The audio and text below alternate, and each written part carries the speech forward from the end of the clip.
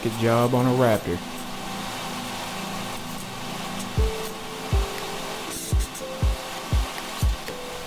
These come in all the time from like 2015 up.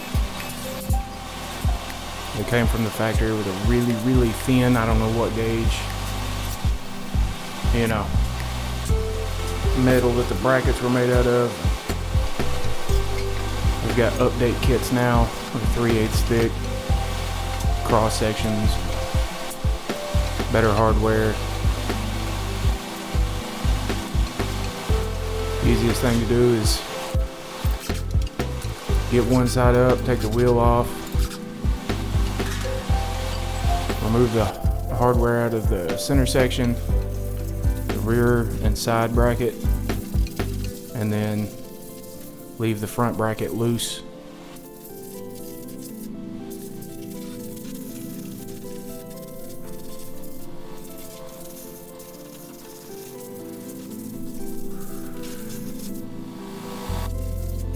Snap-on pistol grip is what's up.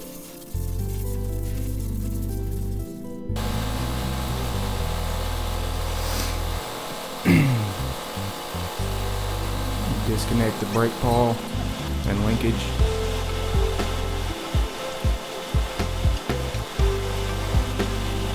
Pull the deck belt off. I think the drop belt was already missing out of this one. I can't remember.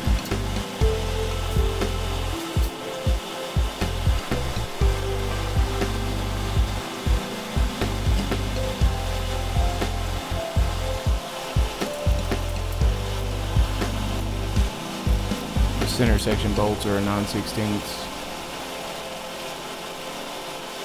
or 14mm. You can use a 14mm on the factory bracket hardware that mounts it to the frame, but it's powder coated, so it's really, really tight. So a 9/16 fits it just loose enough to be perfect. Disconnecting the steering linkage.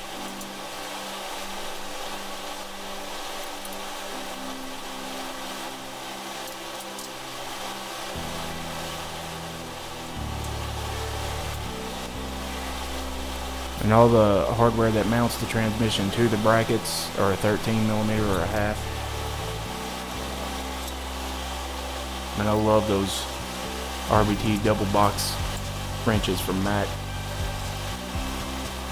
I swear, anytime I'm reaching in my toolbox, it's for one of those 99% of the time.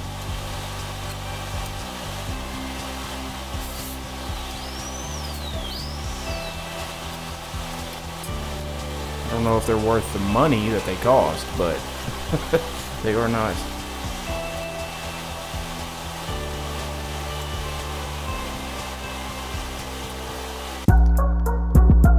The expert the extended swivel sockets are nice too, man. The snap-on ones that you don't see in the bottom right corner are much higher quality, but come with a much heftier price tag too, so I don't have as many of them right now.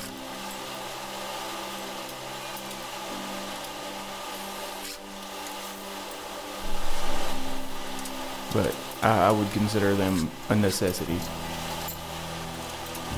It's not a do you need it, it's yeah, you need them. You need them for anything.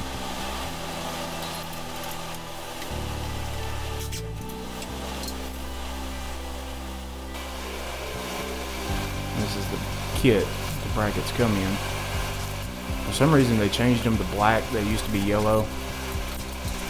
I don't know. I like it better personally, but it doesn't really match the motor.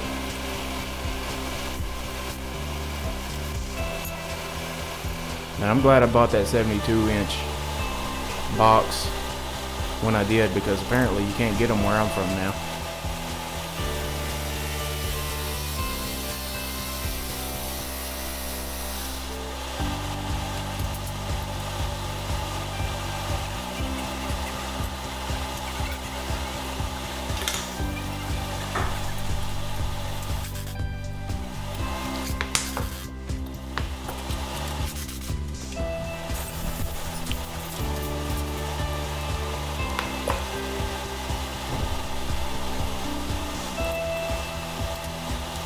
There's a backing plate that comes on these updated side brackets too. It's kind of a pain. You gotta drill a hole for a third, nut and bolt. I couldn't tell you what the bolt size is. I just match it up by eye and feel for the drill bit.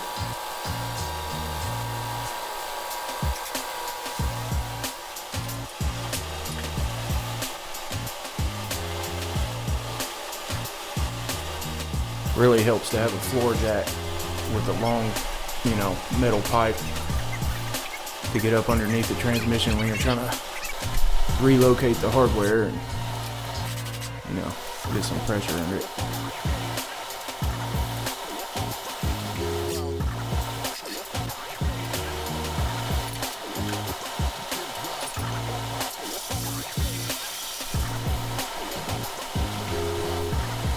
This one's the hardest one because you can't really fit an impact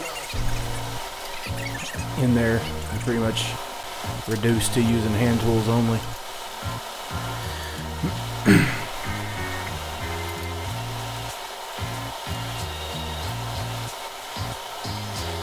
And this is just one side. I didn't video the whole thing because, you just replicate what you're doing on one side to the other.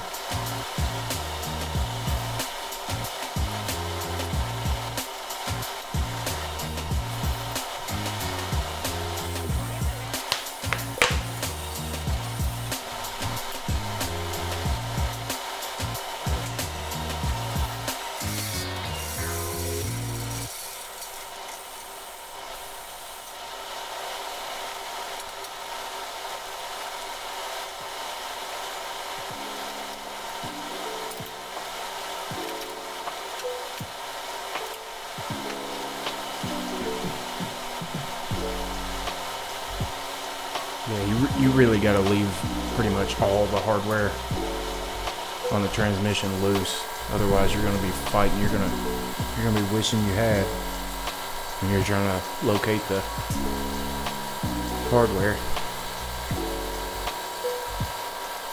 Now, feel for anybody who's doing this on their back with a floor jack. Privilege here at the shop having a lift.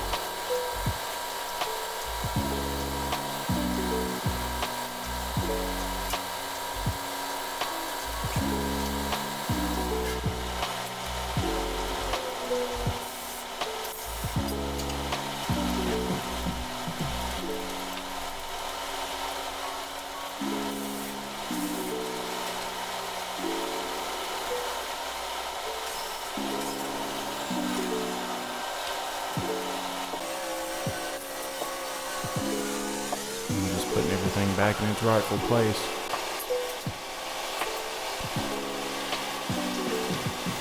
I always wait till dead last to drill the hole. Put that last nut and bolt in.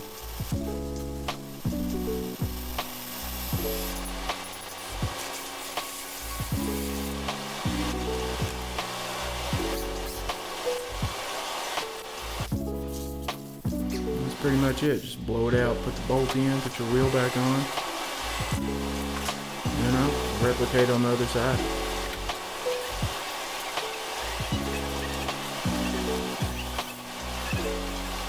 Nothing to it but to do it.